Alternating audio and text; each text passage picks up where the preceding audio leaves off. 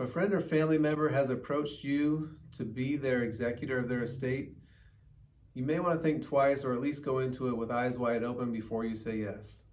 Today I'm going to give you a list of responsibilities that is not the whole list, but a good portion of it, just so you know what to be prepared for. So in the beginning, you're going to need to identify all the heirs, get their addresses. You're going to need to get a list of all the assets in the estate and their approximate values to put on the petition for probate with the court. Now, once the court or the probate judge sees your application, approves you as the executor, you'll get what's called letters of administration. You are then able to go and open a bank account for the estate, make sure the house is secure, make sure that there is a vacancy clause on your homeowner's insurance.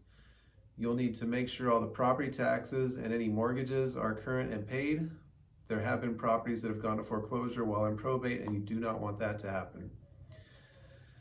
You're also going to want to get somebody to help you, if you need to, handle the personal property like an estate specialist, where you can identify what the heirs are going to keep, what's going to be sold, and what's going to be donated.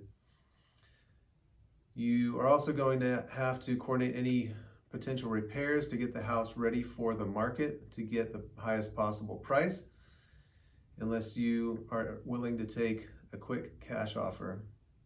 Now, once all this happens, you get the house sold or any home sold, that's not the end of it. You still then need to go to court again to get the judge's approval before the heirs can get paid. So I hope this list didn't scare you too much, but I do hope that it opened your eyes a little bit to what maybe is to come. I'm happy to help. I have a team of people that can help you with many of these items. And if you're not in Northern California, I'm happy to help find you someone or some people that can help you in your area. So my prayers are with you, and I wish you the best.